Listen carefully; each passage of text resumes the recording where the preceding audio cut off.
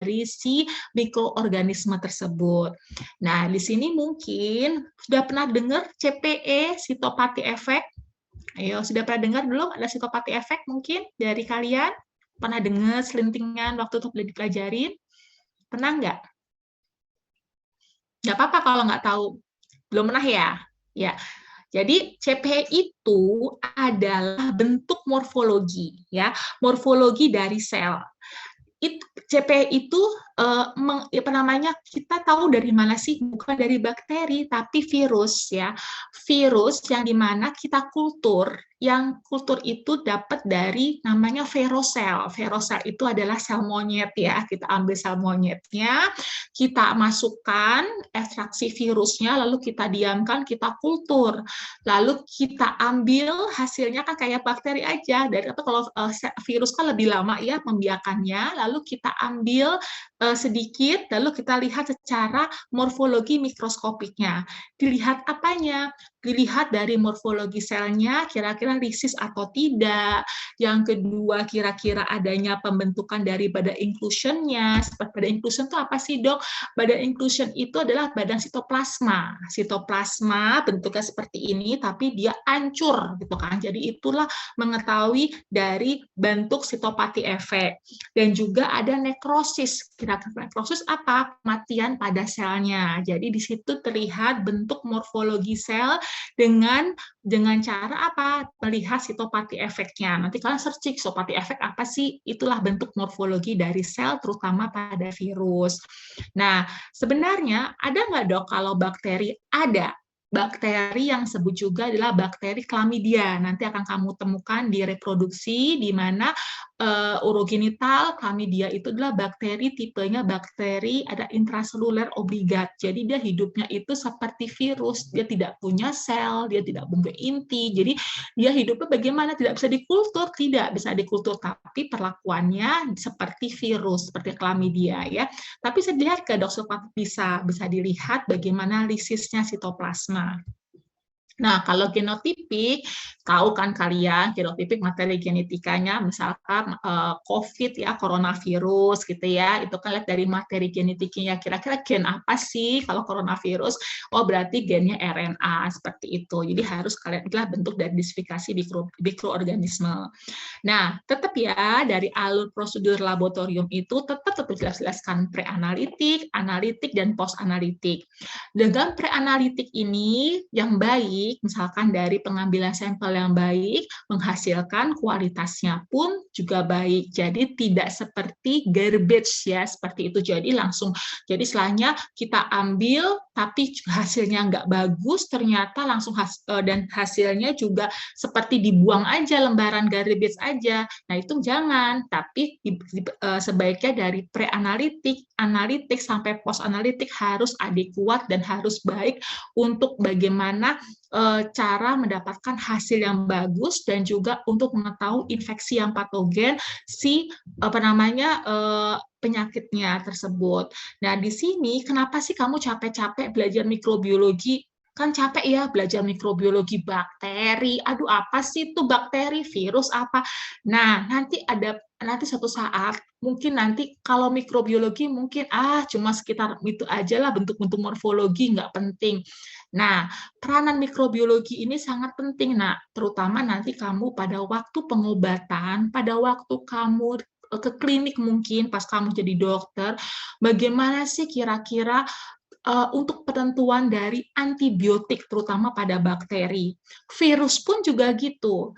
Kira-kira virus corona itu pakai apa ya pengobatannya? Oh, dia pakai yang memutuskan replikasi virusnya, seperti itu. Jadi, pentingnya itu untuk pengobatan, ujung-ujungnya adalah pengobatan tata laksana infeksinya. Nah, di sini saya selalu nggak bosan-bosan, selalu menjelaskan ke mahasiswa, memang mikrobiologi itu riuh gitu ya, banyak banget. Jadi, kita dari bakteri klasifikasi itu harus mengetahui bentuknya. Saya selalu jelaskan bentuknya ya, bentuknya kokus, atau bentuk spiral, bentuk bacillus, itu sangat penting banget. Jadi, mengetahui apa? Kira-kira kalau nanti kamu ketemu hasil interpretasi dari hasil laboratorium, kamu tahu, misalkan di tenggorokan tenggorok itu ada kokus berantai gram positif ya. Pasiennya sakit tenggorok, terus kulturnya ternyata belum ada, kamu cuma screening aja nih. Ternyata saya kasih obat apa ya si pasien ini? Pasti kan kamu ngasih obat dong empiriknya. Nah, di situ peranan kamu. Oh ya, ternyata untuk kokus gram positif itu lebih baik golongan yang penisilin, cefalosporin, golongan beta-lactam. Yang mana? Oh, generasi yang pertama untuk gram pos sasarannya lebih baik. Kenapa sih nggak dikasih yang golongan yang DNA-nya sintetis DNA kayak gitu? Oh, nggak cocok sasaran targetnya, yang nggak sembuh seperti itu. Nah, itu gunanya untuk kamu mengetahui bentuk morfologi bakteri. Jadi nanti pentingnya itu pada waktu kamu menerima hasil dari laboratorium, bukan kamu yang meriksa mungkin, dan kamu menjelaskan ke pasiennya seperti itu ya. Jadi tetap kita mengetahui dari bentuknya, pewarnaannya, sudah tahu ya dari gram positif dan gram negatif perbedaannya, bagaimana nanti bisa kalian baca, nggak perlu saya ulang lagi. Terus bagaimana pertumbuhannya, ya. Di sini ada ya obligat aerob, ada mikroariofilik, obligat anaerob, fakultatif, dan kapiofilis seperti itu. Dan di sini juga kita, karena di sini ada bakteri yang sporanya, spora itu adalah bentuk di mana dia bervegetatif. Jadi dia tuh sangat bertahan, dia tempat panas, di tempat apa. Jadi tuh dia tuh terutama pada bakteri apa yang kamu ketahui? Clostridium, Bacillus, tuh bandel banget. Makanya kalau ada ketemukan Bacillus, terutama Bacillus yang patogen seperti Bacillus anthrax ya, Clostridium tetani, yang ditakutkan apa sebenarnya? Selain sporanya yang dapat menularkan, karena spora itu bisa menjalar-jalar di kemana-mana. Bisa kalau kita cuci tangan nggak bersih, disinfektan nggak bersih, nular tuh sporanya. Yang ditakutkan apa? Transmisi materi genetikanya. Jadi apa? Jadi akan menimbulkan dia mentransfer ke kita juga, dan juga menimbulkan toksinnya itu yang berbahaya, makanya harus dibasmi, yaitu dengan menetralkan toksinnya tersebut ya, bukan bakterinya tapi toksinnya dan juga sporanya. Nah, untuk biokimianya sama yang sudah saya ajarkan ya, sudah tahulah pada waktu kardiovaskuler dan materi genetika bisa kamu lihat dari misalkan namanya dengan misalkan PCR ya, terus ada serologi typing dengan menggunakan reagen, misalkan rapid test ya, mengetahui dari antigennya atau antibodinya sendiri. Nah, sekarang ini adalah kebutuhan oksigen, kalian baca aja, tidak perlu saya jelaskan lagi, kalian kan sudah tingkat semester ini ya, 4 ya, berarti ya, semester 3 apa 4 ya, 4 ya, udah tahu lah ya, jelas ini ya. Terus ini oksigen, dan inilah yang kalian harus bedakan. Jadi, kalau yang disebut juga obligat ya, atau disebut juga yang aerob dan fakultatif, dia pasti membutuhkan namanya penetralisir dari enzimnya. Kan sifatnya oksigen itu racun kan, maka dinetralisir oleh enzim-enzim tersebut ya, seperti itu, jadi menimbulkan notoksik ya, toksin. Nah, inilah disebut juga aerob. Tapi kalau yang bersifat dia yang anaerob, dia tidak mempunyai jalur detoksinasi untuk pathway-nya, mengakibatkan bakterinya juga akan mati. Nah, inilah perbedaan antara aerob, fakultatif, juga anaerob ya, seperti itu bakterinya.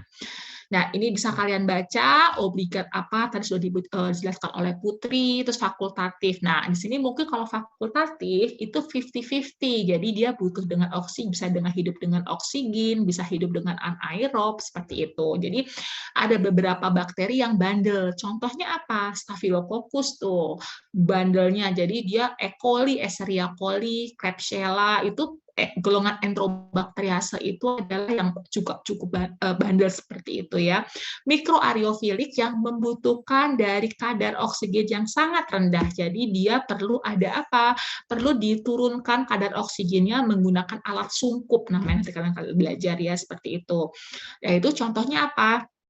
Contohnya adalah ini Campylobacter ya, Helicobacter adalah flora pencernaan ya. Jadi flora yang ada di pencernaan tuh Helicobacter dan Campylobacter. Nanti kalian belajar di gastrointestinal. Ateloran anaerob ini adalah yang mentoleransi dari kadar oksigen atmosfernya.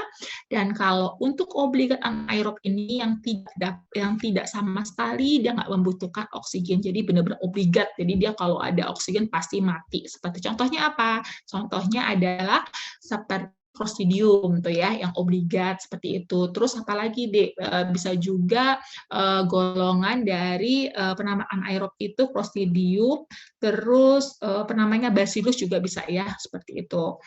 Nah, ini sifatnya adalah ilustrasi saja ya. Kalau aerob itu adalah di bagian topnya ya, kalau sifatnya oksigennya kadarnya sangat tinggi. Kalau mikroariofilik itu agak setengah-setengahnya ilustrasinya, kalau fakultatif agak semua ya. Kalau atoleran itu ya setengahnya, seperempatnya, dan kalau yang penamaan aerob itu bawahnya, dia pertumbuhan di dasarnya, di basicnya. Nah, ini kalian bisa baca ya apa aja contoh-contoh dari spesies tadi ada Bacteroides tadi, bukan Bacillus ya, Bacteroides, ada Peptococcus gitu ya, ada Streptococcus gitu ya, nanti ada itu yang untuk yang obligat anaerob.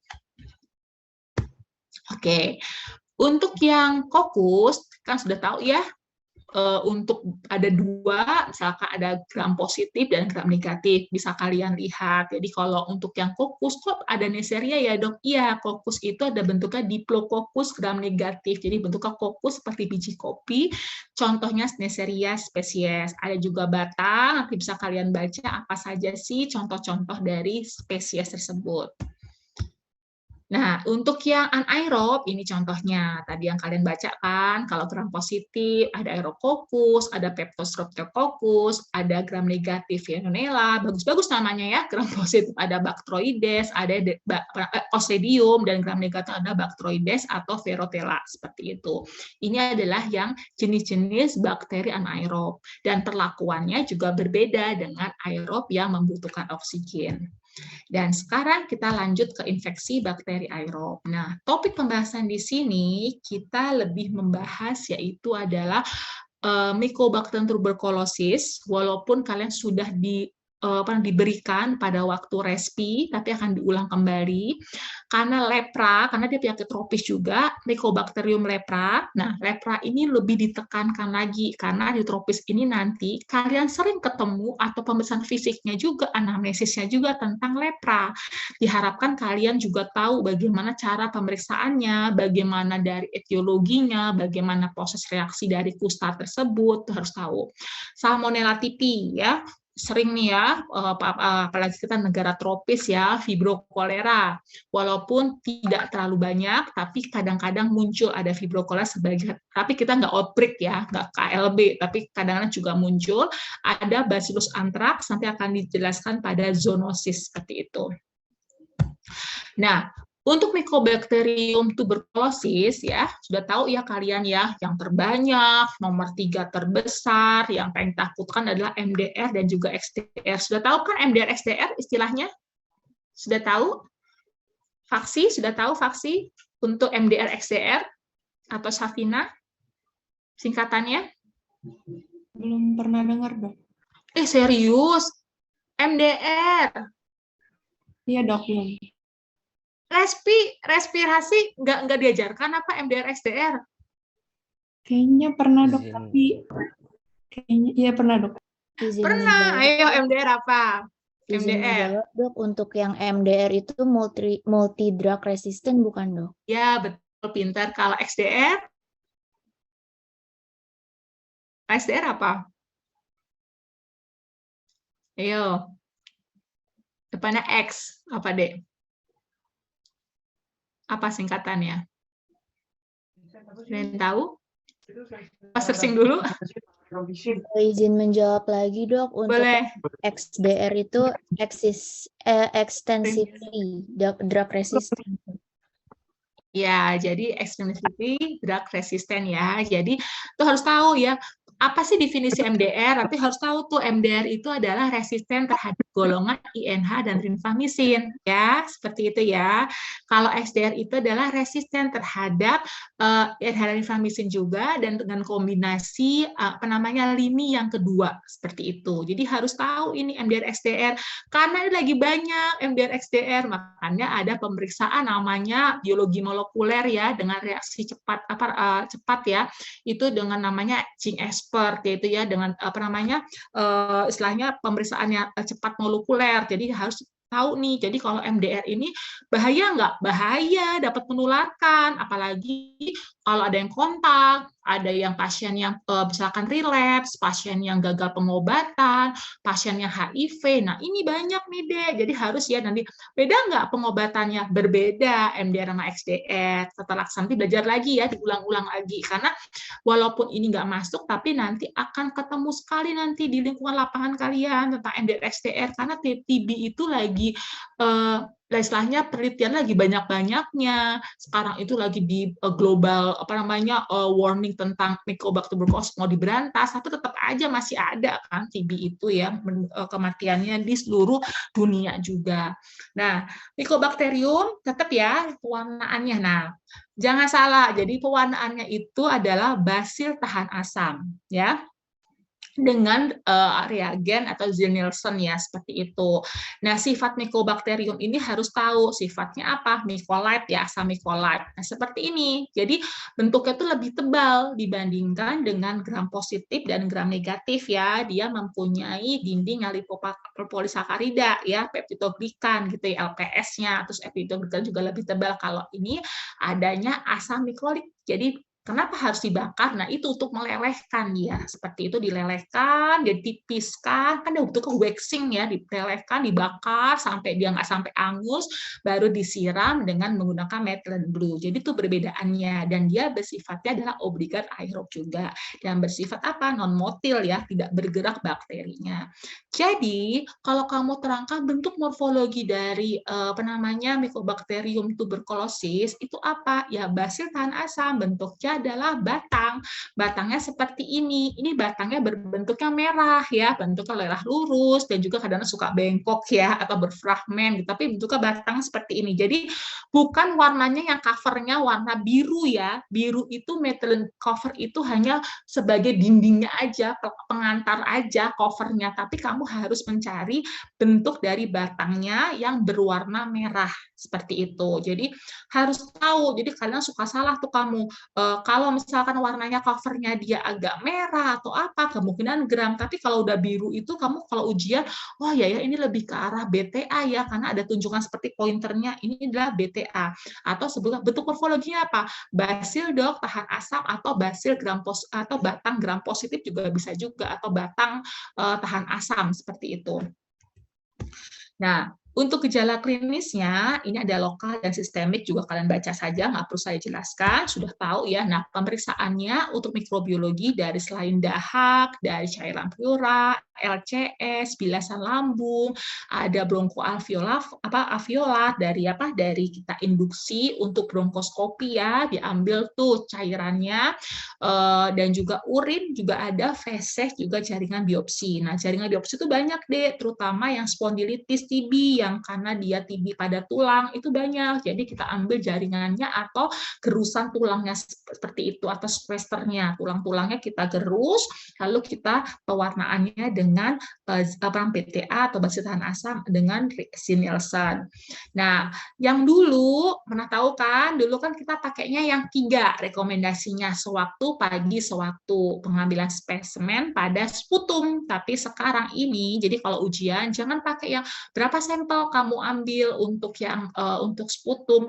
3 dok, sewaktu pagi, sewaktu. Kadang-kadang kamu bingung, pagi waktu, nah itu nggak boleh, harus waktu. Jadi tetap sekarang ini pakainya sewaktu hari itu juga, dan juga dan juga dan juga pagi. Nah, kalau dulu ini keuntungannya yang sewaktu pagi sewaktu itu adalah keuntungannya adalah pasien itu sewaktu nggak perlu lagi ya, maksudnya tidak boleh kembali lagi nggak apa-apa gitu lah ya. Kerugiannya pasiennya itu capek bolak-balik ya, harus datang lagi besok, terus kadang-kadang besok datang lagi, jadi tuh tambah beban kerja aja. Jadi mengakibatkan ada perubahan dari sekarang, dari tahun 2007 sudah dirubah itu, kita pakainya sewaktu sama yang pagi.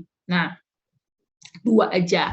Jadi ini sudah diteliti juga nih dari WHO. Satu, lebih lebih baik, tidak ada beban juga pada laboratorium pelaporannya. Terus juga di sini juga sudah ada penjamin bahwa sudah untuk quality control-nya sudah baik juga. Jadi udahlah mendingan 2 kali aja. Jadi setiap negara sekarang sudah memakai sewaktu dan juga pagi. Seperti itu pengambilan sputum.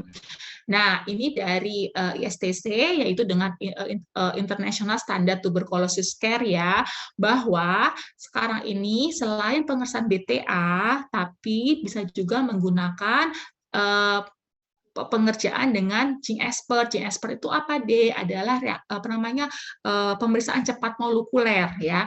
Ini bukan gold standard ya. Gold standard itu adalah pemeriksaan baku emasnya. Tetap kultur TB itu ya. Tapi bedanya apa? Kalau cepat molekuler ini lebih cepat deh. Jadi cuma pemeriksaannya 1 hari, pengerjaannya cuma 1 jam, hasil sudah keluar. Mengetahui apa deh? Mengetahui kira-kira mikotuberkulosisnya itu ada nggak terdeteksi sama rifampicin-nya resisten atau tidak resisten. Nah, ini memeriksa MDR-nya seperti itu. Jadi itulah gunanya untuk pemeriksaan dari cepat molekuler, pengambilannya dengan apa? 2 sampel sputum gitu ya.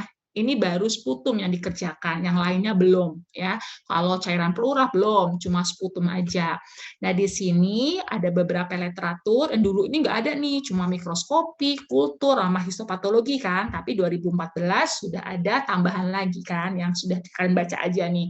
Dan di sini ada beberapa juga yang menyarankan adanya pemeriksaan IGRA, ya, interferon gamma release assay.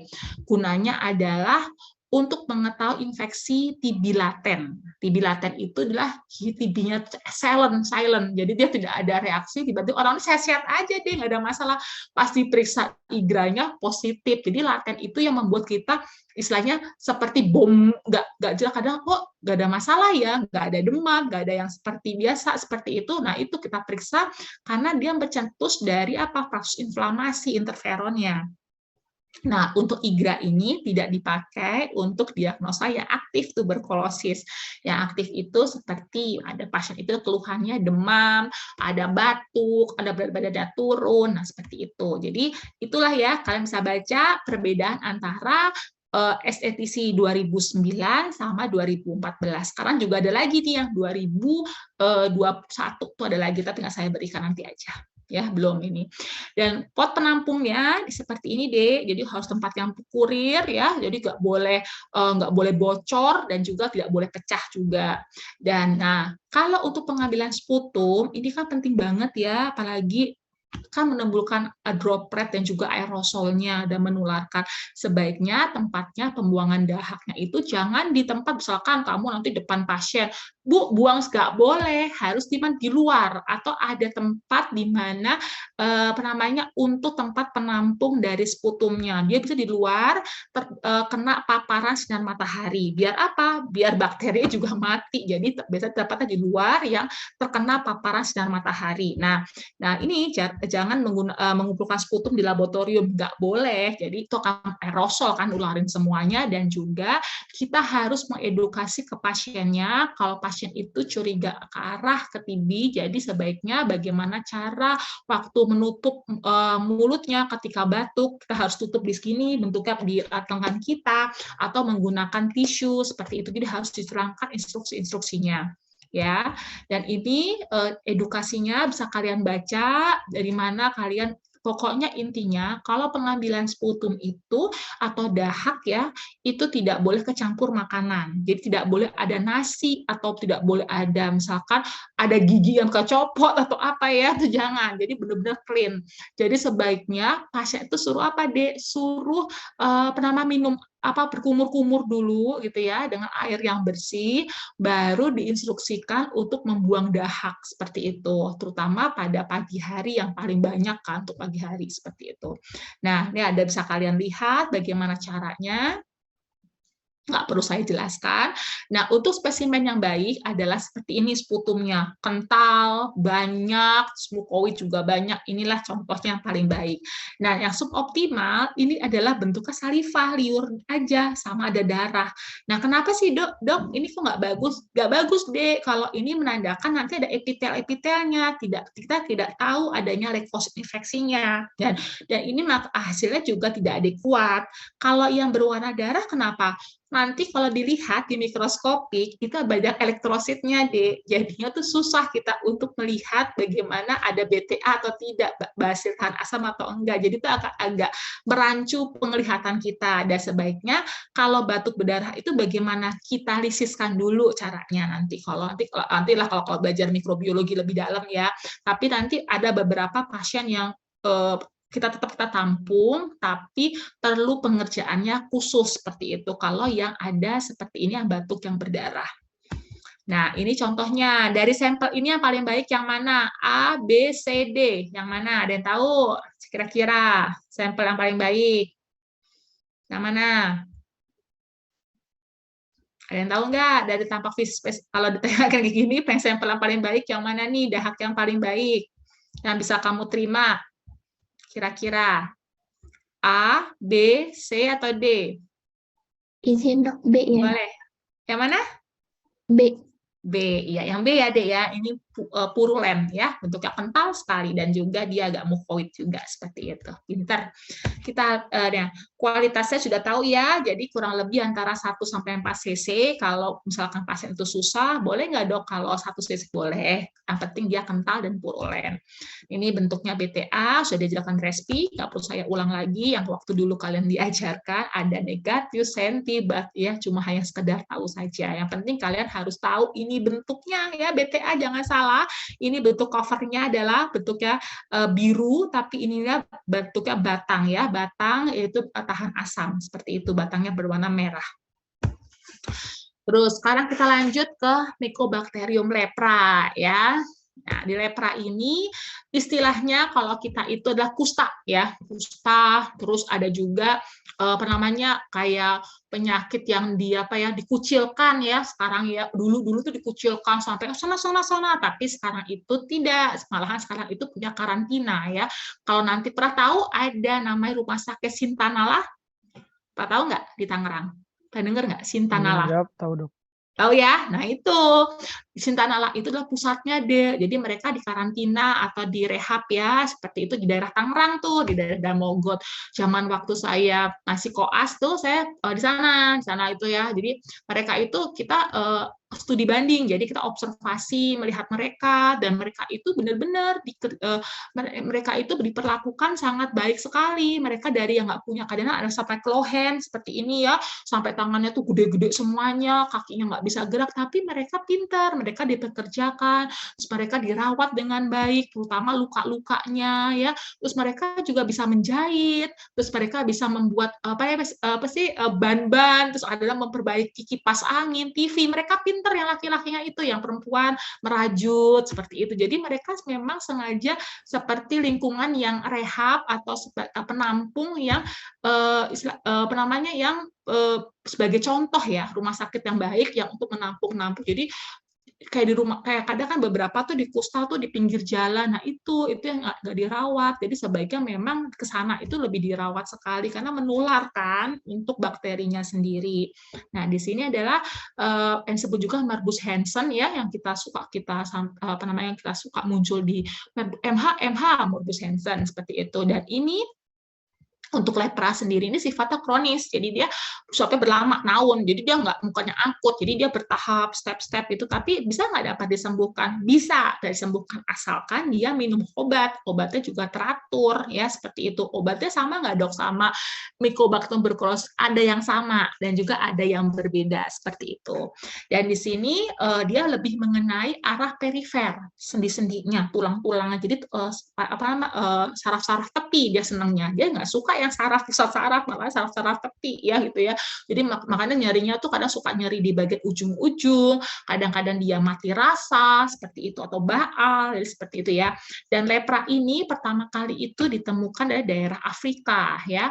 Dan kenapa sih lepra itu sangat susah sekali? Bisa nggak dok kalau lepra itu dikultur kayak Mycobacter tuberculosis sebagai nggak bisa, karena lepra itu perlu ada suatu host ya, di mana hewan dia, yang hewannya itu nama armadillo ya. Armadillo, jadi kita misalkan gini, kalau kita sakit curiga lepra gitu, apa yang kita lakukan gitu kan zaman dulu. Jadi ambil tuh darah kita masukkan ke hewan armadillo. Armadillo tuh kayak landak gitu loh, yang gede gitu landak, kita masukkan.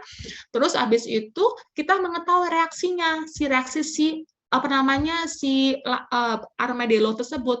Kalau dia reaksinya sakit, lalu kita ambil darahnya lagi nih, terus kita cek BTA-nya, oh ternyata sama. Itulah, jadi kita harus melakukan kultur dari hewan armadillo tersebut. Jadi itulah jadi berbedanya antara menggunakan Mycobacterium tuberculosis menggunakan media khusus dengan dengan Louise Jensen, ini enggak, kita menggunakan hewan perantara. Tapi di sini jangan khawatir, tidak memerlukan armadillo, tapi kita beberapa pemeriksaan yang dapat kita lakukan dengan tanda-tanda curiga ke arah lepra atau morbus Hansen.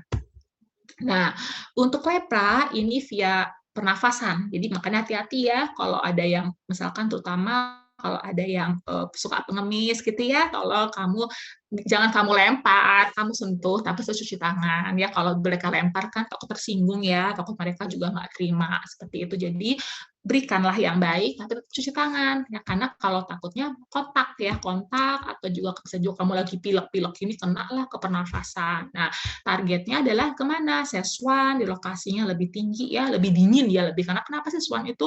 Karena di lebih atas dia itu ya, lebih mama suka daerah dingin-dingin lah ya, daerah perifer, bagian tepi-tepi, bagian wajah ya, seperti itu senang banget ya. Terus bakteri itu bermultiplikasi di Szechuan sendiri, dan di sini mempunyai dua respon, ada sel responnya nih, CMI tahu ya, sel mediated adalah sel respon yang baik ya, pada sel yang baik, dan juga respon yang buruk. Jadi kalau yang baik itu di mana mengetahui tidak ada nyeri ya, tidak ada kerusakan pada sarafnya, terus dia juga masih lesi-lesinya tuh masih sedikit, kadang-kadang nggak ada. Yang disebut juga tipenya itu pon basiler, jadi minimal sekali untuk basilusnya atau basilernya. Kalau yang buruk itu banyak deh, misalkan di sini kalau multi itu sini kena warnanya putih, jadi kayak panu deh, putih, terus badannya juga putih, terus kadang-kadang sudah mati rasa dan sudah ada gede-gede di bagian tangannya, kakinya, terus kadang-kadang suka udah baal, sudah nggak terasa, kalau ditusuk-tusuk udah nggak terasa. Nah itu multibasiler, jadi sudah mengenai bagian mata, bagian testis, bagian ginjal, dan juga mungkin daerah sistem dari pembuluh darahnya juga. Yang ditakutkan apa? Timbulnya deformitas, kecacatan. Ini paling berbahaya. Kalau sudah kayak gini susah untuk diobatinnya kan. Jadi sebaiknya secara dini harus dilakukan pengobatan. Jadi lebih baik untuk prognosisnya juga lebih baik. Nah, ini kan sudah diajarkan sama Dr. Herianto nanti tentang tipe-tipe lepra. Jadi ada yang TT, ada BT, itu singkatan ya. Ada tuberkuloid, ada borderline tuberkuloid, ada mid borderline, ada borderline lepra matosa, ada lepra matosa, itu macam-macamnya. Nanti sudah lebih detailnya akan ke dokter kulit.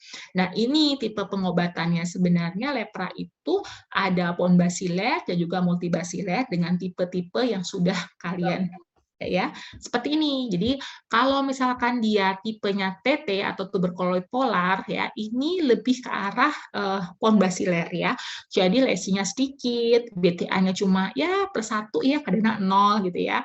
Nah, kalian tahu respon repromin itu seperti BCG atau mantuk tes lah ya, mantuk tes pada tuberkulosis. Jadi ini reaksi dari antigen Mycobacterium lepra yang dimasukkan ke kita. Setelah itu nanti baru kita diambil lagi, ada reaksi nggak kira-kira. Contohnya adalah ada respon nggak terhadap si reaksi repromin dulu zaman dulu seperti itu. Nah, tapi sekarang tidak dianjurkan lagi untuk pemeriksaan lepromin. Jadi cuma pemeriksaannya itu secara fisik saja dan juga pemeriksaan dari basil tahan asam secara mikroskopiknya. Nah, ini ada TT, ada bisa kalian baca. Jadi semakin besar BTA-nya itu malahan dia rendah, malahan apanya? Jumlah lesinya banyak, tapi lesi reprominnya juga nggak ada respon. Dia nggak ada sama sekali bekas ya. Kalau reaksi repromin kan ada reaksi seperti reaksi apa ya istilahnya ya, namanya timbul itu seperti ada kayak mantuk tes gitu lah, timbul lah bereaksi kepada si kita sendiri, tubuh kita sendiri seperti itu. Itu udah disebut juga reaksi repromin. Nah, ini ada klasifikasi, ada single lesions, ada pon bacilla, ada putih bacilla, ya klasifikasi saja. Nah, ini ada namanya reaksi lepra. Jadi reaksi lepra itu sebenarnya ada dua. Apa sih dimaksud dengan reaksi lepra? Reaksi lepra itu adalah reaksi yang berupa setelah diberikan pengobatan lepra, ya kurang lebih 6 bulan atau setahun ya, itu ada reaksi gitu ya, ada reaksi lepra.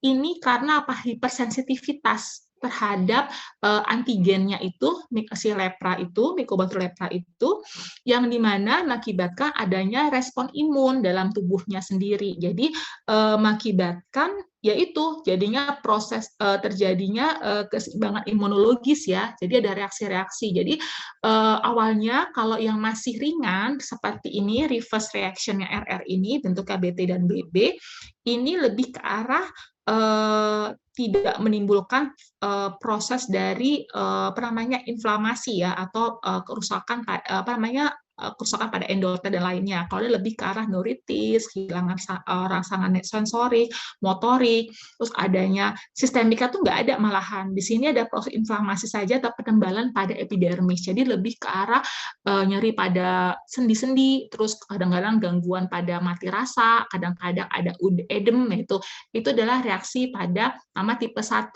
reversal reaction. Seperti itu tipenya BT dan juga BB. Nah, kalau yang ada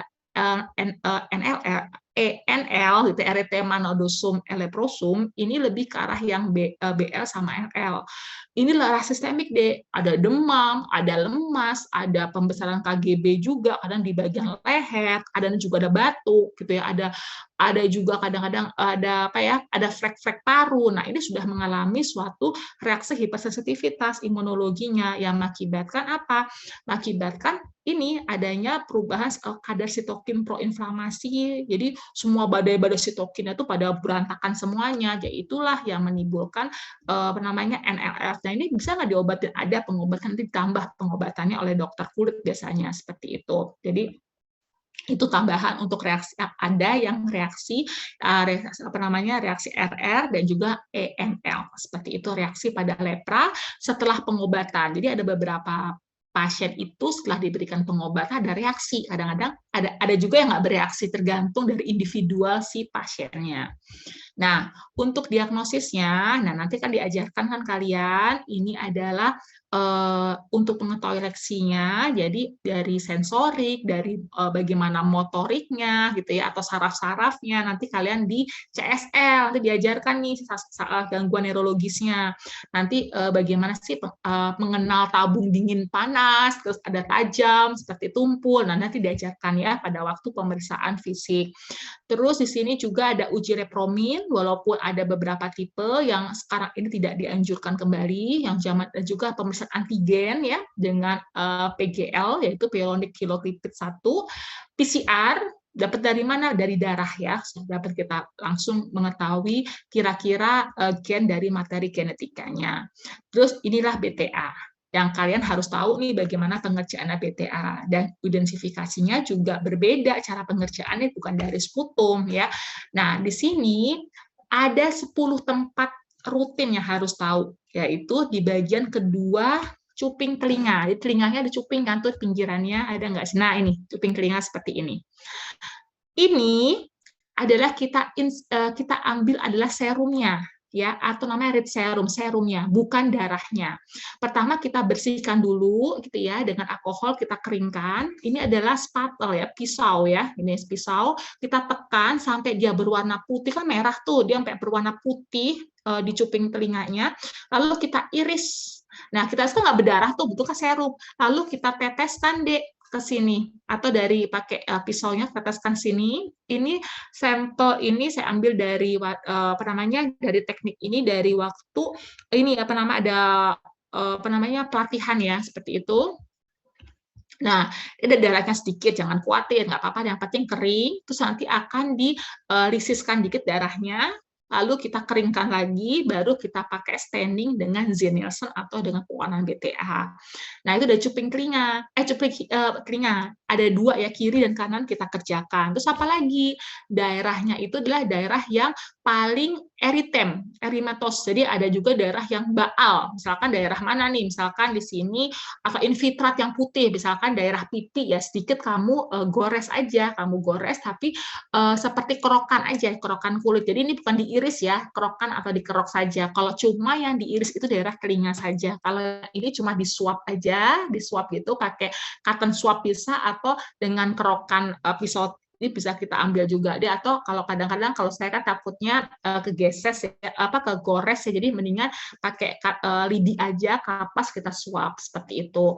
Terus bisa juga daerah mana lagi, mungkin daerah hidung itu paling banyak juga. Jadi itu hal-hal yang paling aktif daerah dari Mycobacterium lepranya. Jadi sebaiknya memang kurang lebih 10 tempat yang harus kalian kerjakan ya, yang paling misalkan daerah punggung bisa dengan kerokan kulit, atau bisa dengan menggunakan swab juga dengan lidi kapas seperti itu. Baik, itu cara pengerjaannya. Nah, hasilnya di telinga kiri. Nah, ini benar nih. Ini waktu itu saya kerjakan di laboratorium tahun 2015 waktu itu saya kerjakan ya di waktu PPDS mikrobiologi. Jadi di sini ada pasien nih. Pasiennya itu orang tua umur 55 tahun, terus dengan keluhannya itu ada batuk, ada gangguan paru, di infiltrat juga, ada TB juga pasiennya. Ternyata dia mengalami reaksi NLL gitu ya, ENL juga. Nah, saya ambil tuh di bagian telinga kiri dan kanannya. Ternyata ada nih BTA nih ya. Ini asli nih. Jadi bukan gambar nih. Ini adalah BTA yang positif seperti ini. Terus ini BTA yang positif juga. Ada terlihat nih di sini basil tahan. Jadi bukan kalau kamu nunjuk ke sini ya, bukan ini ya. Ini adalah leukosit dan lainnya. Dan ini adalah bentuk dari covernya. Inilah bentuk BTA yang positif. Nah, di sini kalau yang lepra ini berbeda dengan TB. Kalau skornya dia kan TB 3 tuh. 0, skenti, 1, 2, 3. Kalau lepra itu banyak, ada positif 6, nggak perlu dihafal. Ini adalah mengetahui banyaknya bakteri pada basis tahan asam. Jadi dihitung tuh kamu nih berapa. Semakin banyak ya semakin agak kurang bagus kan. Jadi seperti itu. Terus yang ada juga bentuk morfologi. Morfologi itu adalah mengetahui tentang bagaimana prognosis dan penyembuhan pada pengobatan. Jadi nanti diajarkan sama Dr. Herianto mungkin. Jadi kalau ini, jadi pasien kalau udah lama, misalkan sudah diberikan obat INH, Dapson gitu ya, sudah diberikan lama, misalkan 2 tahun, terus kok masih gitu-gitu aja. Nah, ini harus dilakukan reguler sebenarnya. Jadi di sini kita lihat dari bentuk dari BTA-nya yang solid kan, ada yang bentuk utuh. Kalau utuh terus gini ya, ada bentuk fragmen, pecah-pecah, itu adalah non solid. Nanti dibagi dikali 100. Kalau kurang 50% berarti pengobatannya masih kurang baik, tidak adekuat. Kalau 50% ke atas berarti sudah membaik nih kondisinya. Jadi ada namanya indeks morfologi, mengetahui dari dilihat indikator dari pengobatannya si pasien tersebut ya. Oke, ada pertanyaan sebelum kita lanjut ke fibrokolera? Apa ada yang nggak jelas? Atau ngantuk? Tropis, karena banyak ya tropis ya. Ya, ada pertanyaan nggak sebelum ini? Nggak ada? Ada pertanyaan nggak?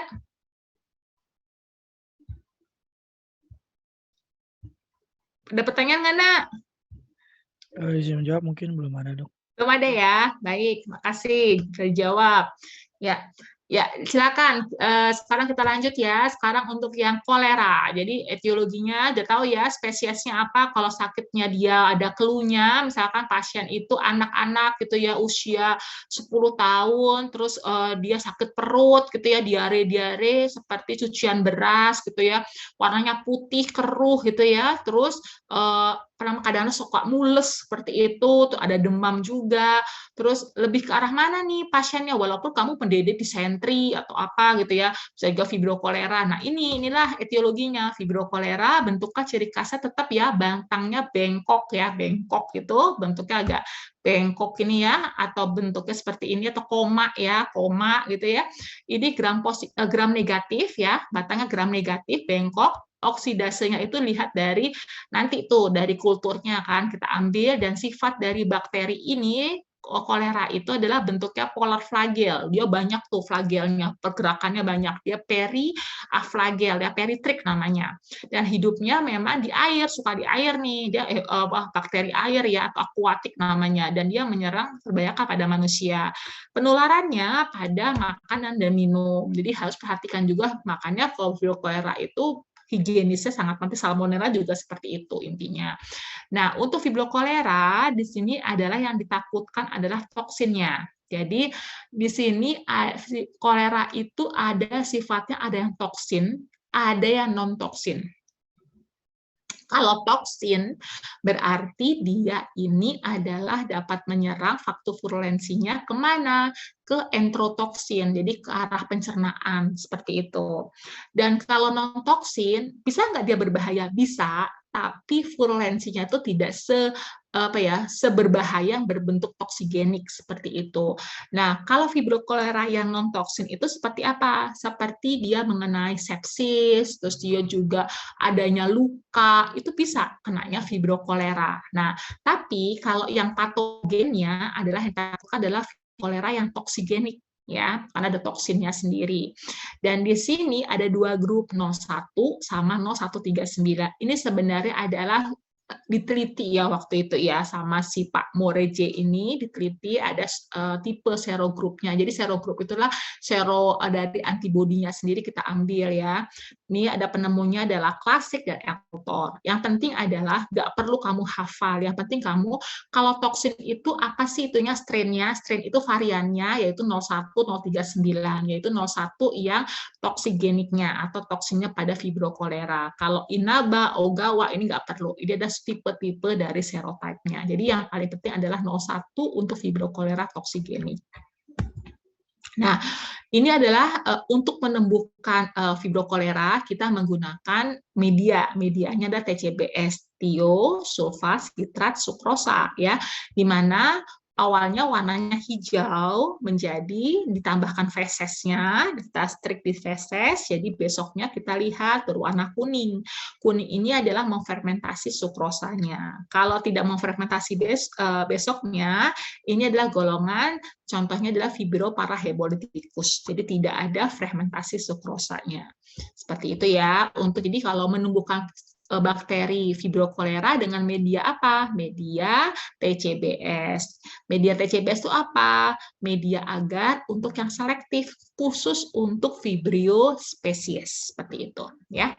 Dan ini untuk dosis infeksiusnya, bagaimana diare bentuknya seperti ini, dan paling penting adalah ditekankan untuk diagnosisnya dari tinja ya, dan juga jarang kita menggunakan darah dan air tapi dari tinja, tergantung keluhan si pasien. Kalau pasiennya dia buang air terus ya pasti tinja kan, fesesnya kan, bukan urin kan, seperti itu intinya ya. Dan ini cucian seperti ini. Nah, kenapa sih dia lebih ke arah diare untuk fibrokolera? Ya, karena kan gini, toksin dari fibrokolera kan, toksin itu kan ada yang bersifat stabil dan juga labil toksin ya, itu ada dua.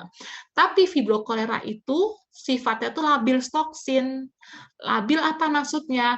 Sifatnya labil itu adalah dia itu berubah dan sangat dipengaruhi oleh enzim, namanya enzim apa sih namanya tuh, saya jadi lupa, adenase siklase ya, yang meningkatkan CAM ya, atau dari cyclic adenosine monofosfat menjadi peningkatan dari apa? Permeabilitas dari dinding kapiler ya. Jadi pada dinding usus. Jadi akan menimbulkan hipersekresi. Nah, hipersekresinya itu akan mempengaruhi apa?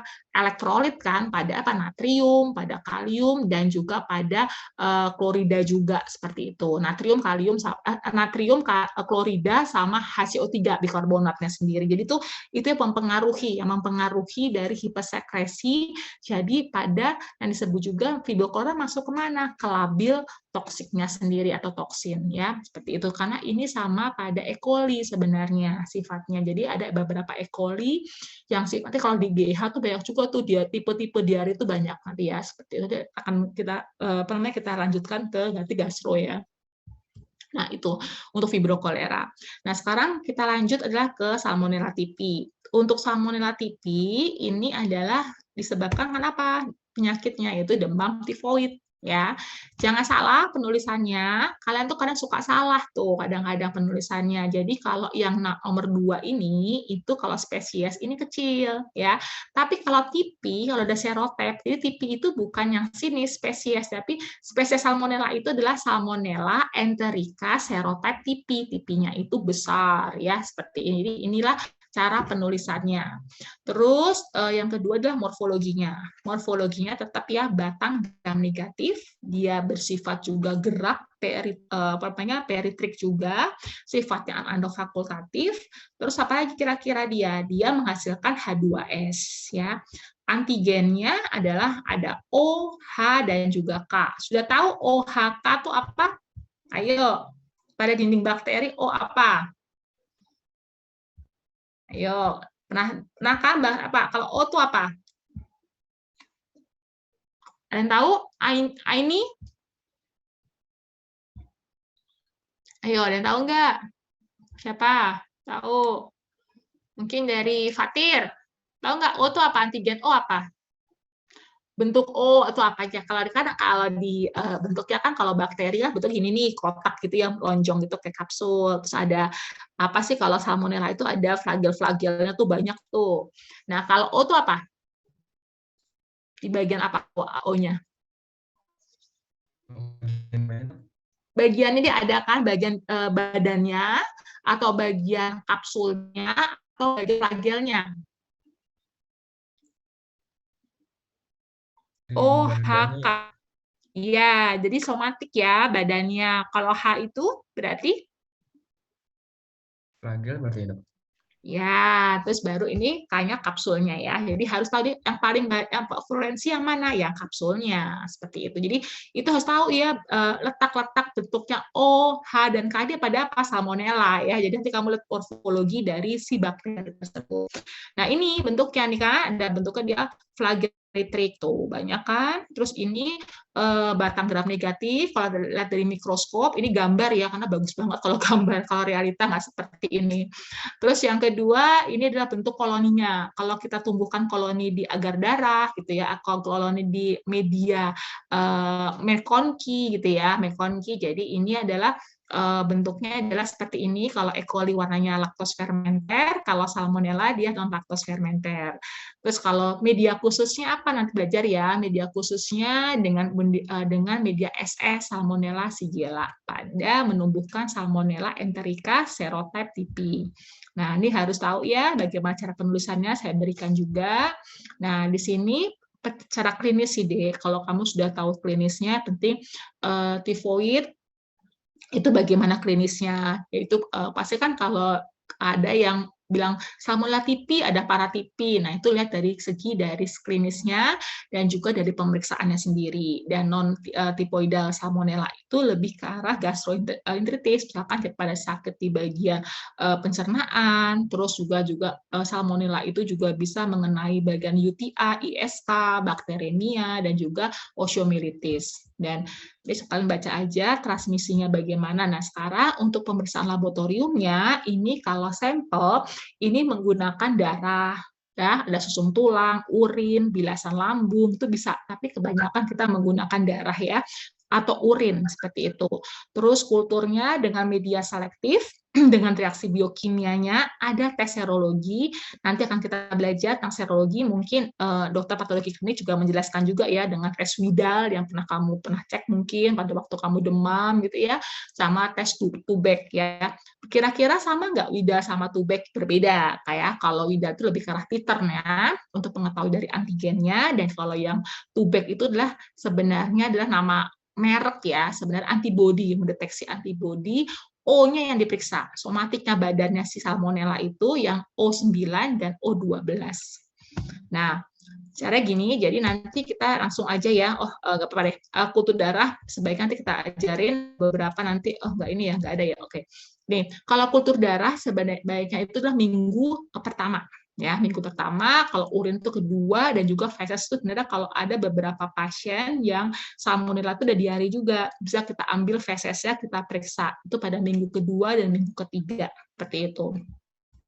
Kalau Widal itu sebaiknya diperiksa hari hari ke-7 lah ya, hari ke-7 atau hari ke-8 gitu ya.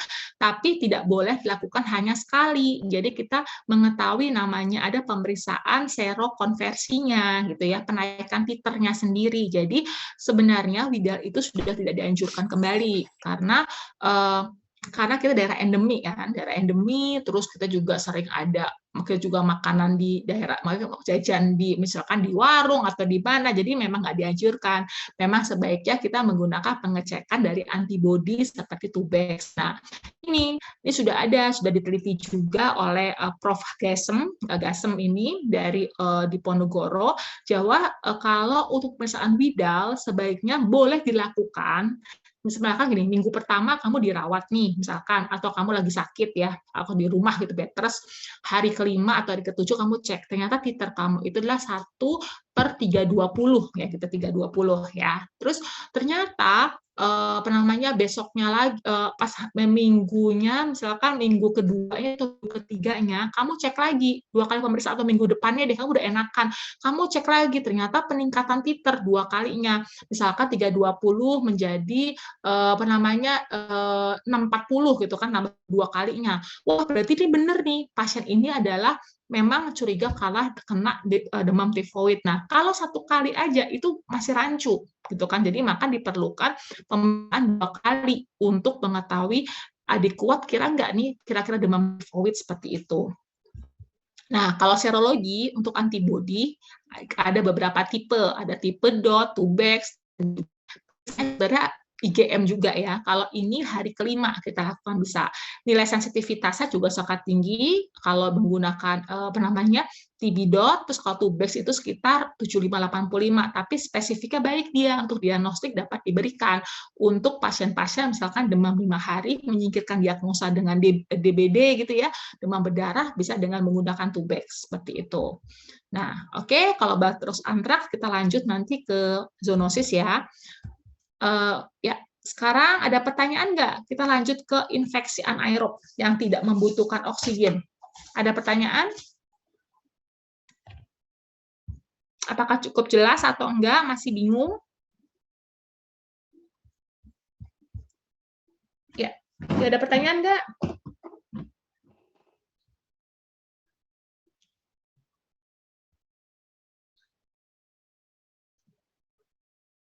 Nggak ada?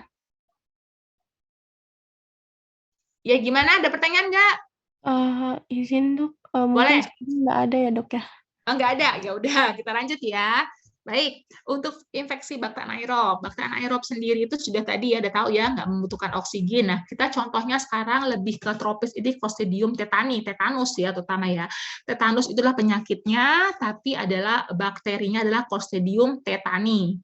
Dia bakteri yang berspora ya, bentuknya kayak gimana? Dia bentuknya adalah batangnya gram positif nih seperti ini. Jadi kalau bentuknya seperti raket gitu ya, bentuknya raket, saya nggak pakai pointer tadi ya, maaf ya, nggak pakai pointer. Saya kasih pointer nih.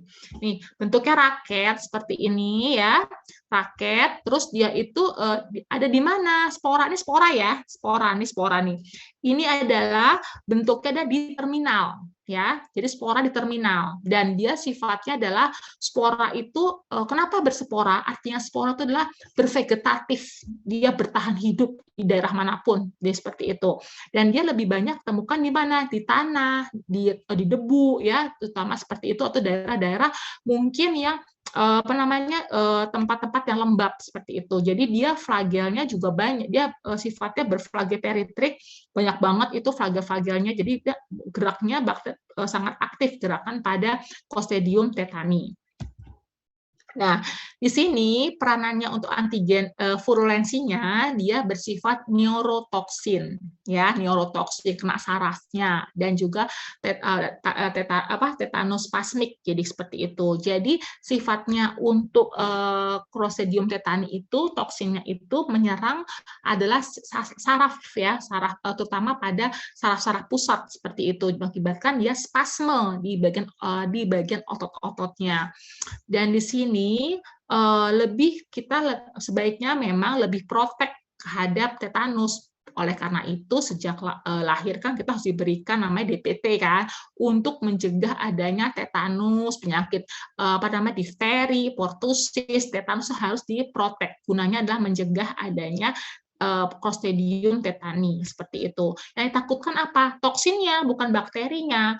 Toksinnya itu kenapa? Karena dia berlekat ke ganglion neurotransmitter. Nah, itu paling takutkan. Seperti itu, ya. Dan di sini untuk scanavora yang sangat bervegetatif, nah ini dia suka banget nih toksinnya, hidup di daerah jaringan nekrotik, jaringan mati, yang kadar kalsiumnya juga banyak, dan juga yang infeksi piogenik itu yang infeksi yang banyak sekali, purulen sekali untuk luka-lukanya atau nanahnya banyak atau pusnya banyak banget, nanahnya banyak banget itu infeksinya piogenik. Karena di situ karena apa? pH-nya turun. pH turun itu kenapa? Mengakibatkan banyak sekali itu bakteri-bakteri anaerob, tidak oksigen sama sekali, dia suka hidup di situ. Jadi mengakibatkan produksi toksin juga semakin banyak di daerah tersebut. Yang banyaknya itu adalah cenderung kalah Clostridium tetani. Nah, tetanus sendiri itu penyebarannya secara asenden dan juga desenden, ya, harus kamu ketahui. Kalau asenden itu lebih ringan, dia lebih ke arah perifer karena sudah diimunisasi dari lokalisnya. Kalau yang desenden itu lebih ke arah sudah mengunci atau toksin sudah menyebar ke pembuluh darah secara sistemik dan juga limfe. Jadi itu akan menimbulkan keluhan-keluhan seperti pasien kejang, gitu ya, pasien gangguan motorik dan sensoriknya, dan juga ini akan menimbulkan juga kematian. Dan desenden itu kebanyakan belum pernah diimunisasi, jadi lebih kondisi menjadi berat daripada asenden. Nah, klinisnya nanti bisa kalian baca bagaimana inkubasinya, bagaimana pemberian dari obat antitoksin. Jadi sebenarnya intinya gini, kalau ada pasien terkena misalkan terkena luka pada paku gitu ya, kan kadang-kadang itu atau pada waktu kena pisau, kadang-kadang itu orang tidak nggak apa-apa ya, nggak apa-apa lah, nggak perlu dikasih dibersihkan lukanya gitu ya, kadang-kadang cuma ditempel apa seperti itu. Nah, kalau paku itu kan lebih ke arah menakutkan infeksinya ya, apalagi pakunya tergantung pakunya berkarat atau tidak. Kalau berkarat menancap itu kan yang ditakutkan adalah bakteri yang anaerob sendiri. Jadi sebaiknya kalau ke rumah sakit kan pasti kita bersihkan lukanya, terus kita kadang-kadang kita berikan juga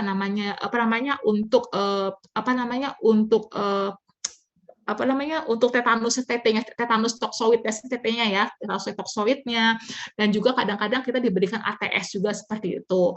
Tapi ini kita lihat lagi karena kita tanya, Ibu pernah divaksin nggak untuk DPT-nya? Oh belum. Kalau belum pernah divaksin, sebaiknya memang diberikan antitoksin ATS tersebut. Gunanya apa? Untuk lebih menetralisirkan toksinnya. Malahan kalau bakterinya itu gampang, diobatin, dibersihkan saja, diberikan obat antibiotik, baru nanti bisa penyembuhan lebih baik. Malahan yang ditakutkan toksinnya. Toksinnya itu dapat menyebar secara asenden atau desenden yang bisa melumpuhkan organ-organ tubuh kita. Seperti itu. Nah, untuk ATS, hati-hati ya penyuntikannya, terutama antitoksin serum, karena bersifatnya dia memang dari toksin Clostridium tetani ya, antigennya. Itu akan menimbulkan kadang-kadang suka shock anafilaktik. Jadi ya harus dilakukan skin test. Jadi kita cek dulu tuh pasiennya. Di skin test itu adalah ini uji apa namanya?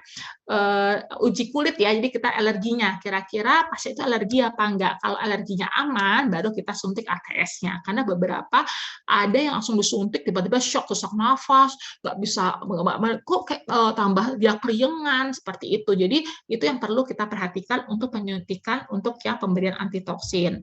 Nah, untuk hasil pengobatannya ini sini, jadi kita itu targetnya adalah bukan apa nama istilahnya, bukan membunuh si bakterinya gitu, tapi membunuh toksinnya. Jadi pencegahannya itu juga apa? Dari sekarang sarannya adalah untuk bayi-bayi harus DPT, harus booster.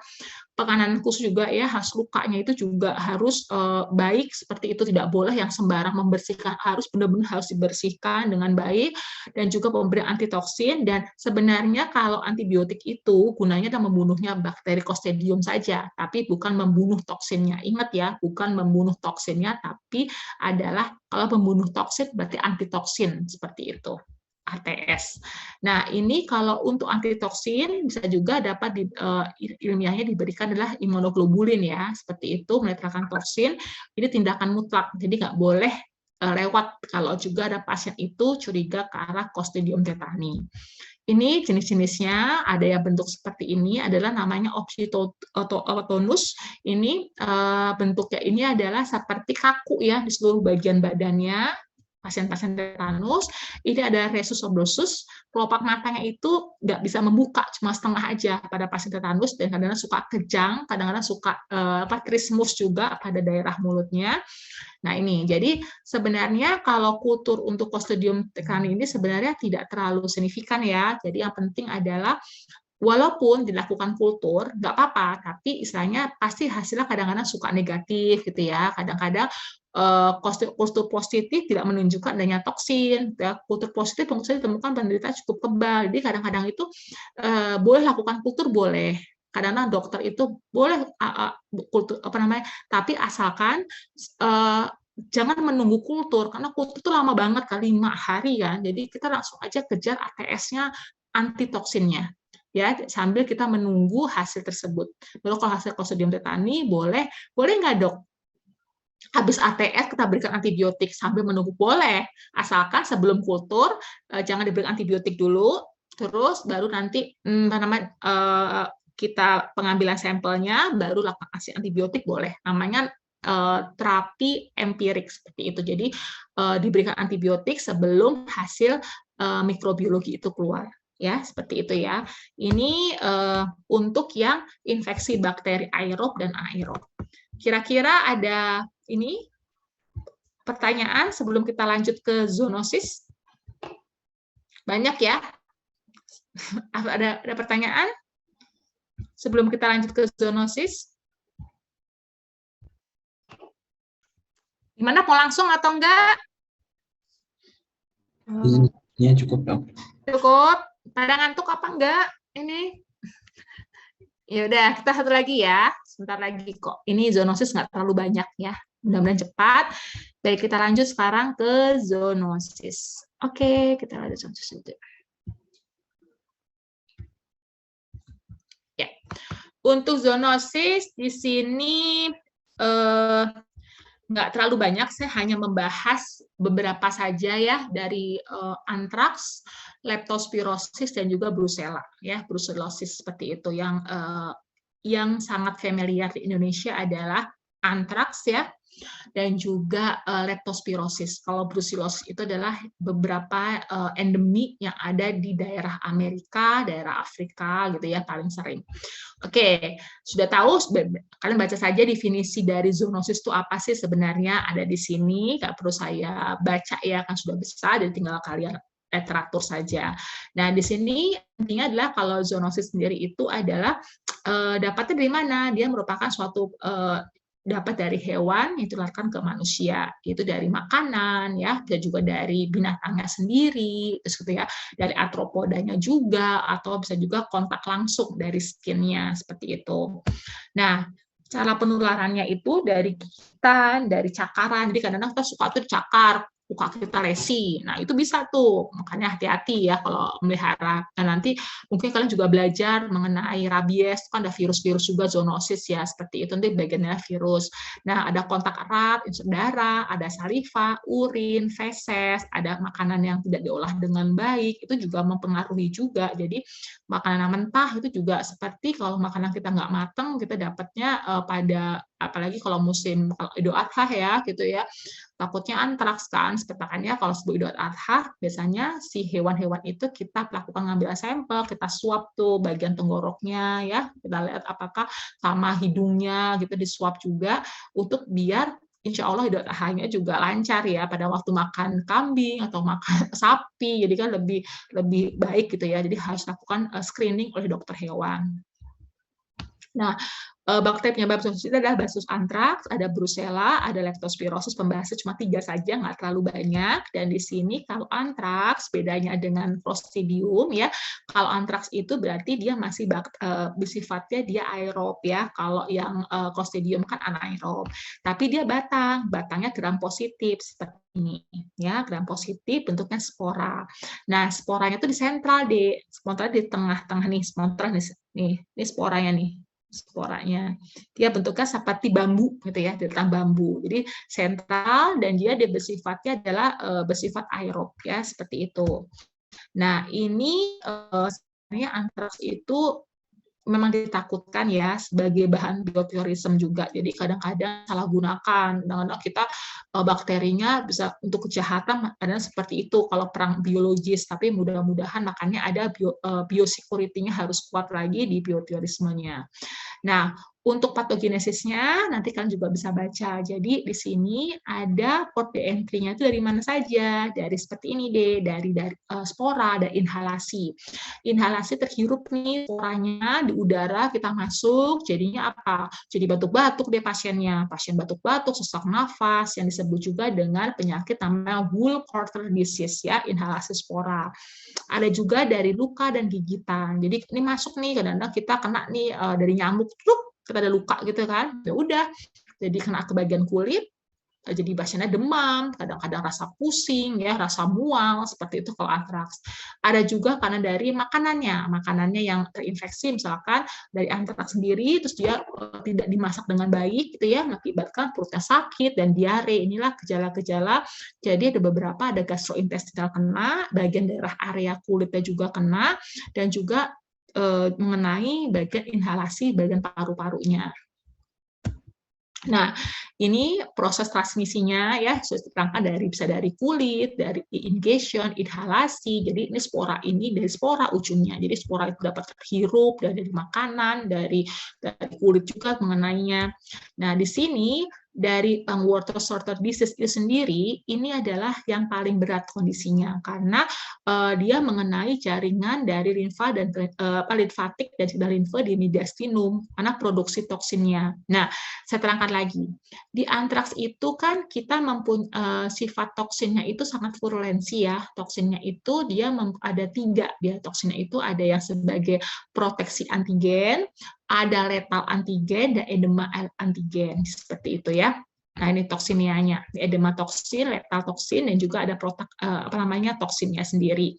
Nih, jadi ada yang sifatnya itu sporanya itu yang bisa masuk, misalkan yang paling berbahaya mana yang berbahaya pada letal ya, seperti sebutkan dari water disease tadi itu.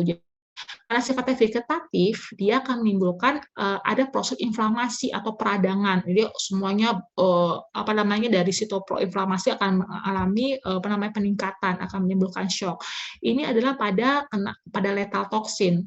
Kalau edema toksin ini lebih ke arah gangguan gastrointestinal. Jadi peningkatan dari CAM atau cyclic adenomyosin fosfat dan mengakibatkan hipersekresi pada dinding lambung atau dari menimbulkan pasien itu gangguan dari elektrolitnya, jadi diare pasiennya sendiri. Nah, inilah perbedaannya antara yang spontaneous, intestinal, dan pulmonari. Jadi ujungnya adalah spora yang dimana yang ditakutkan adalah kapsulnya seperti itu, karena di bakteri antraks itu terdapatnya kapsul kan, kapsul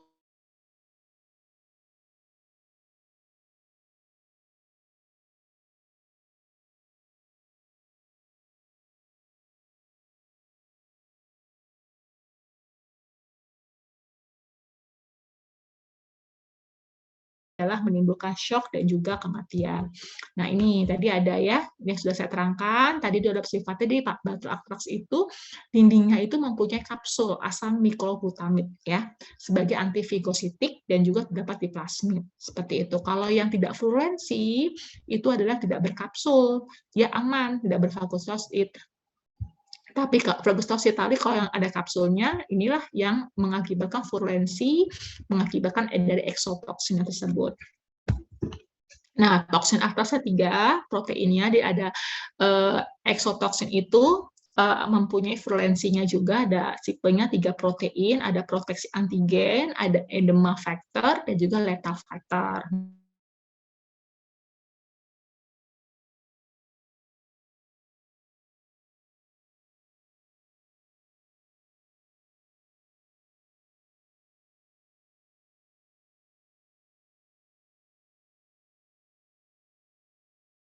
Spesies ini adalah penyakit zoonosis yang kebanyakan di Afrika atau di Amerika, yang disebut juga adalah demam Malta ya. Kalau kamu pernah dengar demam Malta itu apa? Dari Brucella meltensis seperti itu.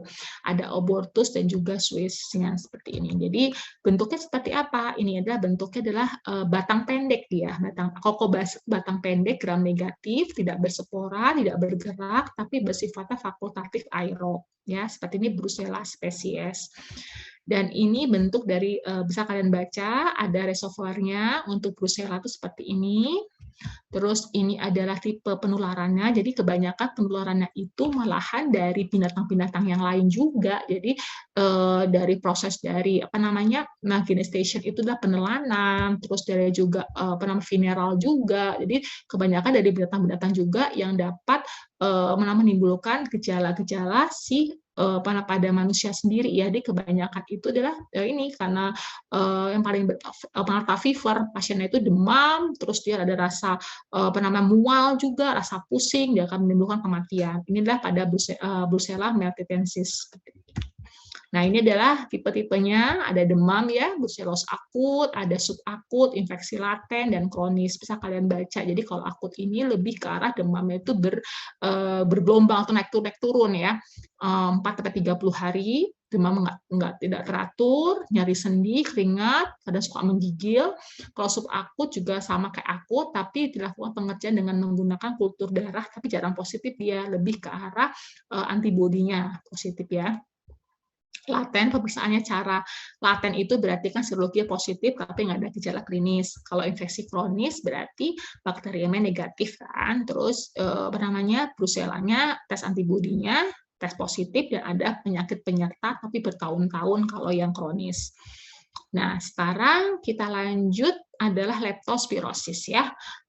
Inilah sesi yang terakhir mungkin, biar kalian nggak bosen juga, ada beberapa bakteri, karena banyak sekali ya yang dijelaskan tadi itu.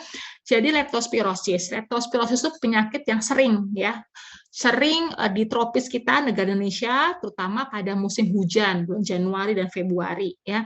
Nah, leptospirosis itu asal dari mana? Bisa dari tikus, ya, dari binatang, gitu ya, binatang apa aja, bisa kucing, bisa binatang kambing, macam-macam ya dapat. Tapi dari mana? Biasanya kebanyakan adalah hewan pengerat ya, dari tikus sendiri.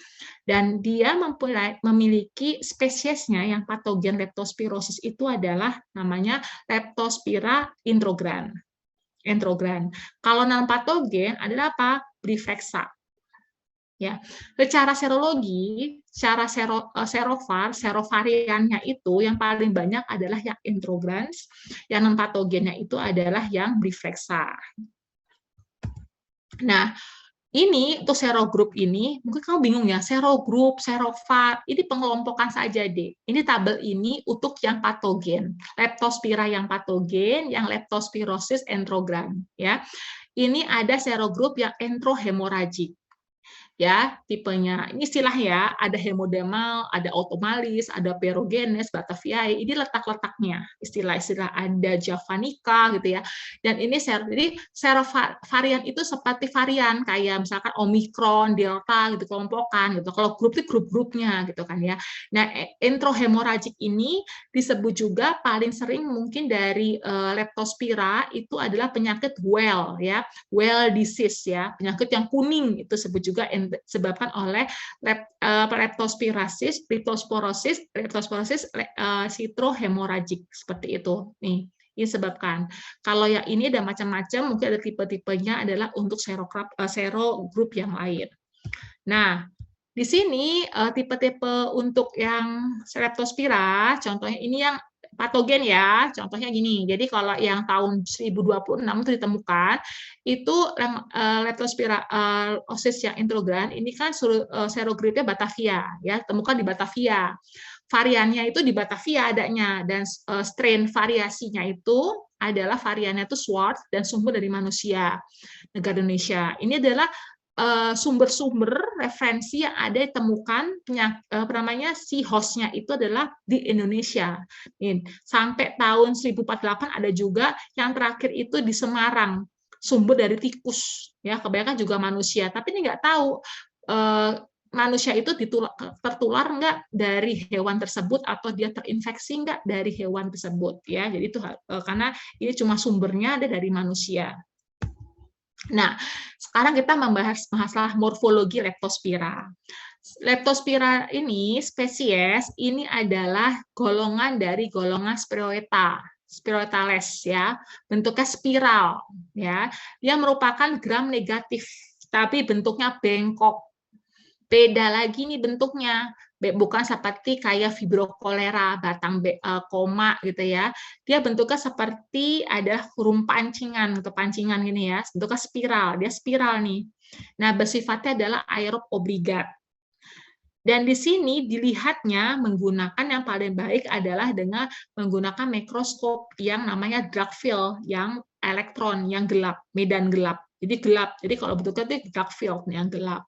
Nah, di sini transmisinya di mana dapatnya itu dari yang manusia yang terinfeksi dari urin ya, atau dari kontak, misalnya kontak langsung, terus dia dari urin yang terinfeksi dari hewan ya, hewan yang terpapar oleh bakteri leptospira, itu bisa juga, atau bisa juga urin yang terkontaminasi dari air, tanah, dan lingkungan seperti itu. Jadi akibatkan dia apa? Ada beberapa komplik gejala-gejalanya seperti gangguan pada mata, uveitis, meningitis tuh kadang-kadang suka tuh yang paling parah banget leptospiranya. Miokarditis, kena ke bagian jantung bisa juga. Yang kedua karena pendarahan pada pulmonalnya, ada disfungsi pada hepar dan renal dysfunction. Kalau hepar, leptospira itu ciri khasnya kuning. Jadi kadang-kadang kita suka mendede dengan hepatitis A, hepatitis B, seperti itu. Jadi ini yang disebut juga, atau leptospira itu penyakit well disease, seperti penyakit yang kuning gitu ya. Paling well itu paling parah penyakitnya. Nah, di sini untuk patogenesisnya sendiri, produksi toksinnya itu dari apa? Kebanyakan adalah lipoendotoksin ya, lipoendotoksin, terus dia perlekatan dari LPS, lipopolisakarida, mengakibatkan gradasi dari trombositnya, dari trombositopenia. Jadi kadang-kadang itu memang gejala pasiennya di pemeriksaan laboratorium terjadi trombositnya mengalami penurunan, dan juga kadang-kadang dia leukositnya juga sebenarnya normal, tapi kadang juga meningkat. Kadang kita DD dengan demam berdarah karena trombositnya mengalami penurunan trombositopenia. Untuk mekanisme imun sendiri ini karena faktor inflamasi juga, tapi lebih mengenai proses dari penumpukan dari imunoglobulin G dan komplement 3 itu lebih ke arah glomerulus, jadi lebih ke arah dinding pada ginjal, fungsi ginjal darahnya sendiri. Jadi pasien ini kalau untuk leptospira lebih komplikasinya ke gagal ginjal ya, karena antigen leptospira itu tertimbun di bagian tersisial bagian ginjalnya. Seperti itu. Dan ini gejalanya bisa kalian jelaskan seperti ini ya, bisa nanti ada bervariasi. Kira-kira kalau leptospira itu sekitar inkubasinya itu adalah 2 sampai 20 hari. Dan ini masa klinisnya. Jadi ada yang ini yang leptospira introgran, jadi serovarnya ada automalis, lebih gejala klinisnya misalkan ke arah nyeri, demam, terus ada ras-ras ya di bagian tibianya, terus ada golongan dari serovar palum gitu ya. Terus ini lebih ke kuning, jadi ada berbagai manifestasi klinisnya. Kalian bisa baca. Nah, sekarang kalau untuk leptospira itu mempunyai 3 ya aspeknya. Jadi ada cara suspek dengan gejala klinis saja tanpa pemeriksaan laboratorium. Yang kedua dengan probabilitasnya, misalkan dengan pemeriksaan dengan rapid test ya, dengan serologi. Kalau definitif, pemeriksaannya dengan menggunakan pemeriksaan mikroskopik, dengan menggunakan kultur, menggunakan PCR, biologi molekuler, dan ada juga pemeriksaan dari serologi ELISA, yaitu dengan uji namanya MAT. Ya, MAT apa? Mikroskopik agglutinin test. Jadi kalau ada pertanyaan, gold standarnya leptospirosis apa? Adalah MAT, bukan kultur ya. MAT itu menilai antigen yang ada di leptospira ya, lalu kita lihat secara mikroskopik terjadi nggak aglutinasi atau penggumpalan nggak di pada waktu pemeriksaannya. Nanti dilihat titernya, ada titer 1/20, ada titer 1/40, lihat dari titernya. Nah, di sini dilihat mengakibatkan apa? Serokonversi, ada peningkatan nggak? Akut sama masa konvalesensnya. Akut itu masa akut-akutnya pada minggu pertama dan konvalensennya pada mungkin minggu kedua, seperti itu.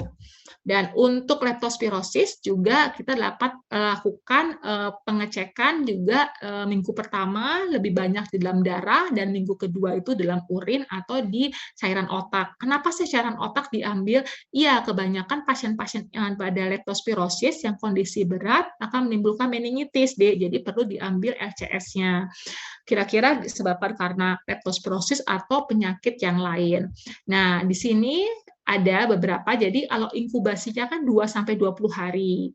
Nah, kalau di darah leptospira itu kebanyakan pada minggu pertama, di LCS itu minggu kedua dan urin itu minggu kedua dan minggu ketiga. Antibodi sudah mengalami peningkatan itu pada minggu kedua. IgM sudah meningkatan, tapi sebaiknya bagaimana caranya kalau kita lakukan kultur, sebaiknya minggu pertama darah, minggu kedua LCS, dan juga minggu ketiga urin. Kalau serologi, sebaiknya minggu pertama langsung tuh serologi. Serologi seperti apa? Lateral flow kayak tadi ya, pemeriksaan serologi, pemeriksaan MAT boleh dilakukan ya. Dari mana dapatnya? Dari darah ya, dari darah, bisa dari LCS juga, dari urin juga. Jadi fase minggu pertama itu disebut juga leptospiremia. Ya, kalau yang minggu kedua dan minggu ketiga masuk ke arah leptospinonuria ya, karena ke bagian fungsi dari urinnya sendiri atau dari sekresi dari ginjalnya, seperti itu. Ini spesimen yang dipakai dari darah, dari cairan otak, jaringan, dan juga urin. Ya, secara mikroskopi kita menggunakan mikroskop lapangan gelap ya, gelap gitu dengan dark field seperti itu. Terus ada hapusan darah tebal atau dengan pewarnaan kimsa. Kulturnya agak susah deh. Kulturnya itu kita menggunakan media khusus namanya MEJH, tapi tidak kita di lab kita nggak ada ya, D. Ini hanya lama, sekitar 2 mingguan kita kerjakan. Tapi kalian harus tahu bagaimana bentuk leptospira sendiri. Nah, di sini leptospira deteksinya dapat menggunakan apa? Dengan menggunakan tadi pewarnaan mikroskopik dengan menggunakan lapangan gelap, terus ada kultur atau PCR, dan juga pemeriksaan dari antibodi dengan serologinya. Nah, ini deh kalau kamu nanti serologinya itu menggunakan seperti ini. Jadi kita sampel kita letakkan di sini, lalu kita teteskan. Nanti dia kalau positif 2, ini kan tesnya nih, ini kontrolnya. Kalau dua-duanya positif, berarti IgM antibodinya spesifiknya positif seperti itu dari antigen leptospira. Nah, ini kalau MAT seperti ini deh. Jadi ini dilihti semuanya nih Leptospira nih. Ini adalah bakteri-bakterinya nih gerak-gerak. Ini dapat ini tidak aglutinasi, ini aglutinasi nih. Ini di mikroskop medan gelap ya, lapangan gelap ya, seperti ini atau drug field. Nah, ini dilihat dari titernya. Nanti lihat nih, misalkan titer 1, 1/20, javanica, titer 2, misalkan 1/20, 1/40, 1/80, sampai dia nggak ada, terakhirnya 1/40. Itu menentukan dengan menggunakan serofarm javanica, seperti itu. Nanti ada lagi tuh kuantum, ada lagi ini macam-macam. Jadi dilihat dari titernya, nanti kenanya di mana dia. Ini melihat dari aglutinasi dari si Leptospira yang hidup dengan menggunakan MAT sebagai gold standarnya. Nah, terakhir, jadi ini yang penting adalah nanti kan oleh klinisi pasti akan diberikan suatu terapi ya, itu pasti itu. Nah, terapinya di bagian klinisi, bukan bagian saya. Dan nanti untuk epidemiologinya sendiri, yang penting adalah yang paling banyak adalah hewan-hewan pengerat ya, hewan pengerat, terus dan juga hewan seperti roden, anjing, babi, hewan itu hewan ternak lah yang paling sering kita temukan karena kan suka daerah lumpur, daerah tanah dan itu kan. Dan yang penting adalah kita kadang-kadang kalau musim banjir kita nggak menggunakan boot, terus kadang-kadang nggak cuci kaki, kadang-kadang ada luka. Nah, itu yang paling sering. Kadang-kadang suka ada bakteri masuk ke tempat di sisi luka tersebut. Kadang-kadang pada waktu sisi-sisi pada waktu kebersihannya juga kurang, jadi bakteri juga mudah menempel mengakibatkan tubuh kita menjadi terpapar ya atau terkontaminasi dari bakteri tersebut. Nah, itulah dia faktor-faktor resiko. Jadi sebaiknya memang yang para pekerja yang beresiko seperti petani, peternak, petambak, itu kan paling resikonya untuk Leptospira. Dan juga Leptospira itu paling suka hidup berlama-lama nih di kolam renang. Maka kolam renang itu kasih kaporit ya untuk bisa mematikan si bakteri mikroorganisme tersebut. Dan juga jangan bak-bak air yang terdiamkan terlalu lama, itu kan maka harus dikuras, harus dibersihkan, karena suka banget hidup di tempat-tempat air seperti itu. Nah, tetap ya pencegahannya bisa kalian baca, jadi gunakanlah boot lah, pelindung lah, atau glove ya kalau membersihkan sesuatu yang mengandung air-air setelah banjir, tutup luka bila lecet, cuci tangan yang penting sebelum kita makan, dan penyimpanan makanan harus baik, karena kadang-kadang suka kita geletakan makan gitu ya, karena tikus berkeliaran di rumah kan suka menjijikan sekali ya. Nah, itu kadang takutnya dia pipis di daerah makanan tersebut, nah, itu akan menimbulkan terkenanya leptospirosis seperti itu. Oke, itu mungkin dari saya aja. Ada pertanyaan? Ada pertanyaan nggak sebelum saya memberikan pertanyaan? Izin, Dok. Boleh, silakan. Ya, silakan. Bismillahirrahmanirrahim, Dok. Sebelumnya perkenalkan, saya Irfan Rahman, Dok. Izin bertanya, Dok. Boleh, Irfan. Silakan, Irfan. Tadi dari leptospirosa, Dok. Leptospirosis.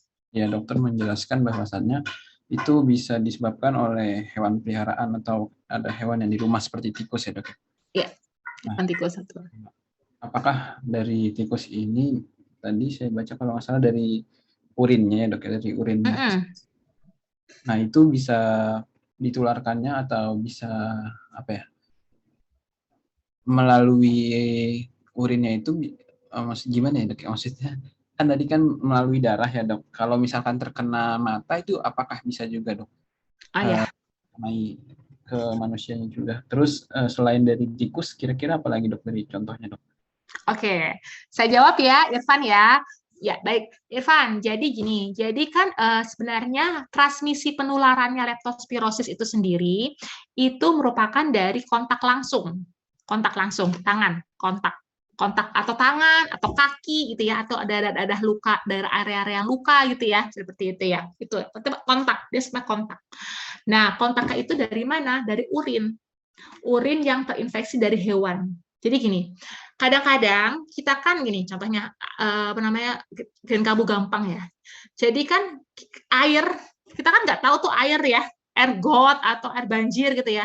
Terus kamu cuma pakai sandal jepit, kamu masuk tuh, celuk gitu ya. Kan kadang-kadang di got itu atau pas banjir itu kan nggak tahu ada hewan-hewan apa aja di dalam situ ya. Hewan-hewan itu nggak tahu ya. Nah, tikusnya itu kan pipis tuh. Pipis kan? Tikusnya pipis. Nah, tikus itu mungkin dia sudah terkena bakteri dalam tubuhnya. Bakteri leptospirosis. Ya.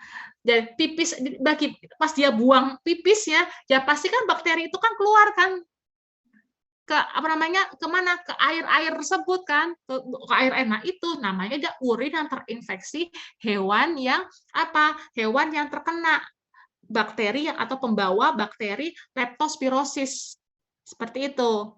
Atau bisa juga urin yang terkontaminasi dari tanah, air gitu kan, bisa juga.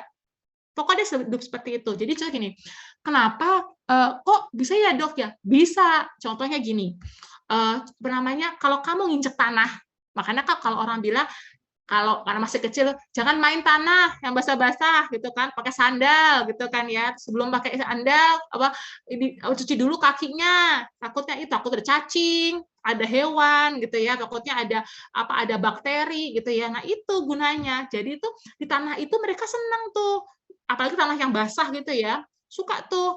Nah pasti ada binatang dong, ada cacing atau apa lainnya, urinnya itu urinnya dari binatang tersebut tuh pipis tuh di tanah, flut gitu ya. Terus kamu injak, nah itu kan terinfeksi kamu jadinya. Makanya harus pakai apa? Pakai alas.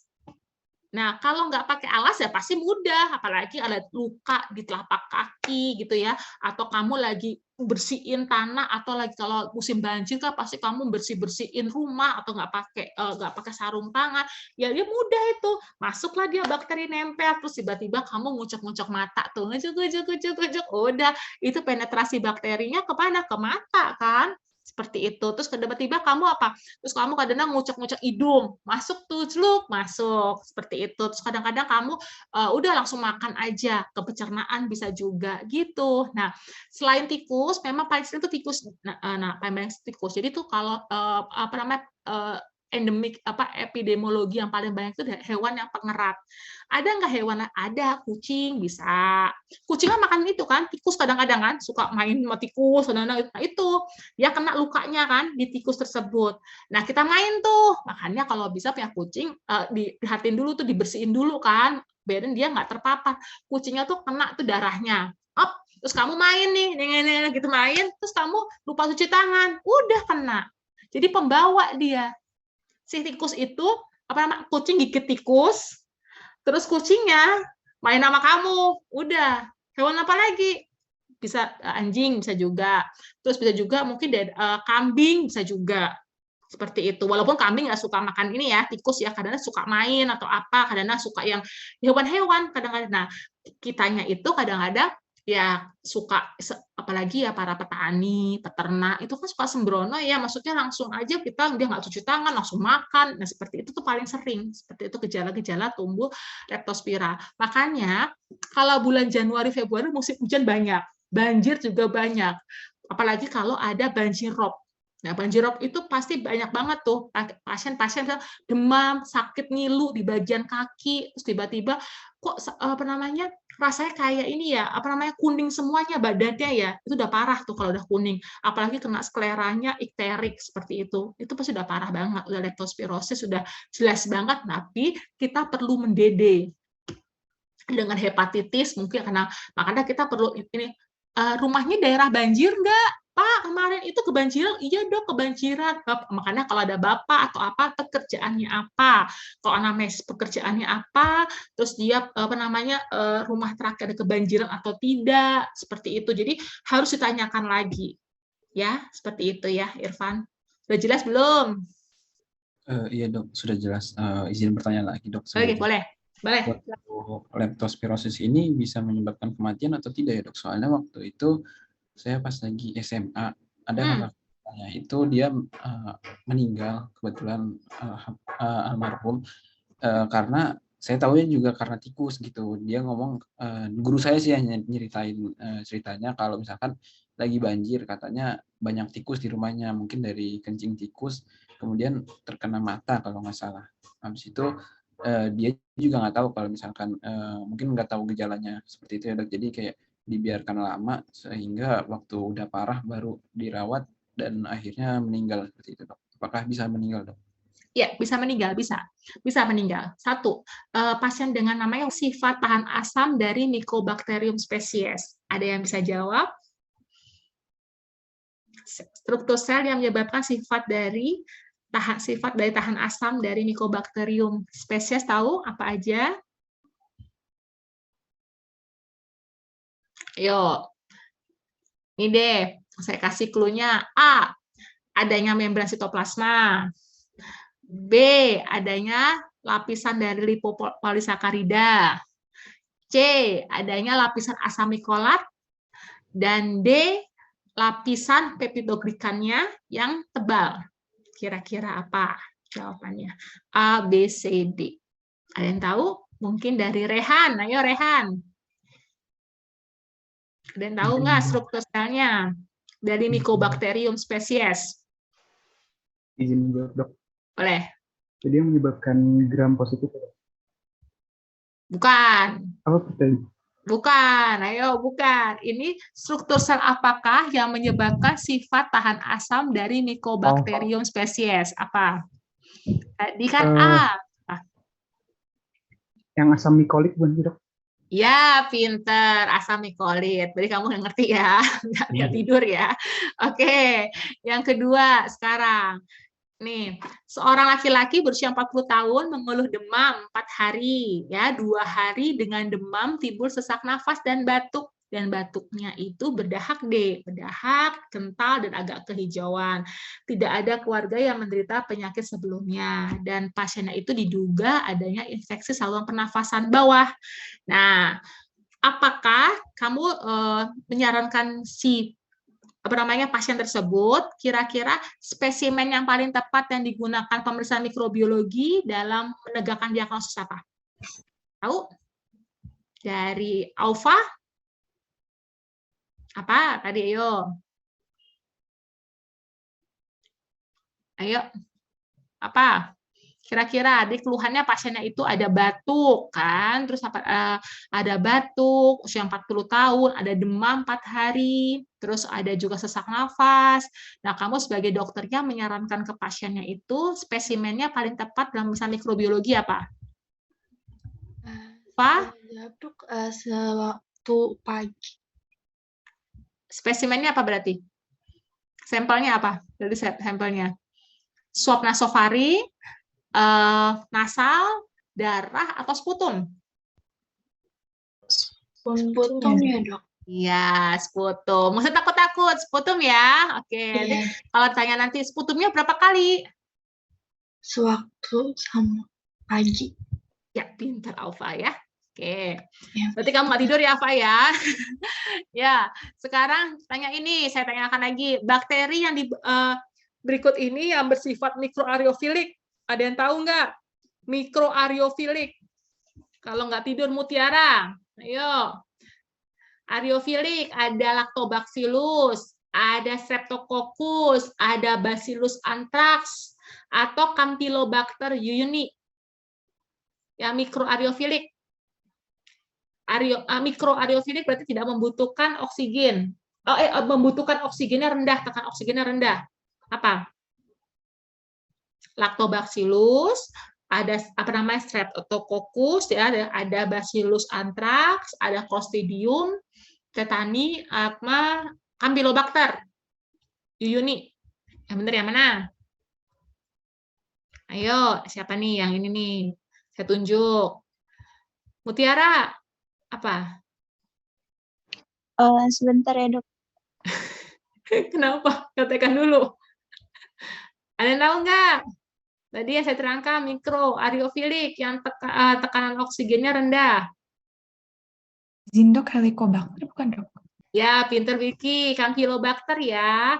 Campylobacter jejuni. Jadi kamu harus tahu ya, kalau Lactobacillus berarti kemana dia? Ke air. Tolerat ya. Itu ada kan di PPT saya. Oke. Lagi, sekarang seorang laki-laki usia 30 tahun datang dengan lesi putih di kulitnya, ya. Terus dia berkurang nih kepekaannya terhadap organ-organ tubuhnya, ya, rangsangannya di bagian terutama tangannya. Datang ke lab itu minta kerokan kulit, ya, kerokan di cuping telinga dan juga di bagian kulitnya, ya, seperti itu. Kira-kira pemeriksaan mikrobiologi yang paling tepat pada spesimen tersebut apa? Dengan pewarnaan apa? Ada yang tahu? Ayo, apa? Ada yang tahu? Tadi kan pasiennya itu istilahnya sudah mulai nih rasanya sudah baal semuanya, kebas, terus dilakukan pengecekan dengan kerokan kulit sama ini cuping telinga juga dikerok juga, mengambil cuping telinga. Kira-kira dengan pemeriksaan apa? Ada yang tahu? Untuk pemeriksaan Boleh, Fatir. bakterioskopik. Mikroskopik dengan apa tuh? Warnaan apa? Warnaan apa? Warnaan apa, Nak? Zil-Nielsen ya, Dok? Ya, pinter, Zil-Nielsen ya. Oke. Sekarang untuk yang seorang anak-anak usia 10 tahun ya. Udah ya, 10 tahun terus dia keluhannya itu ibunya dibawa sama ibunya ke IGD dengan keluhan demam ya. Demam, terus dia susah membuka lehernya sakit ya pada waktu dia membuka mulutnya, terus sakit juga di bagian lehernya karena agak sedikit bengkak, terus tidak bisa berbicara, tidak bisa menggerakkan bagian lehernya juga karena sakit. Pasien itu sebelumnya keinjak paku. Nah, udah keluhnya udah tahu ya, ke paku di halaman depannya rumahnya sebelum demam. Kira-kira mikroorganisme yang mungkin bisa penyebabnya kira-kira apa? Ada yang tahu nggak? Izin menjawab, Dok. Clostridium tetani. Rasda. Apa Rasda? Clostridium tetani, Dok. Yes, pintar. Nah, kira-kira toksin yang faktor virulensinya penyakit tetanus itu apa?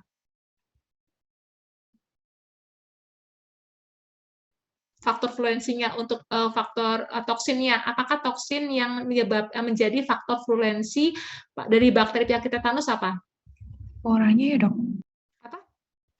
Izin menjawab, tetanus spasmin. Tetanus spasmin. Sebelumnya apa? Namanya menimbulkan apa kalau persyarafan? Izin menjawab, Dok. Boleh. Neurotoksin ya, Dok.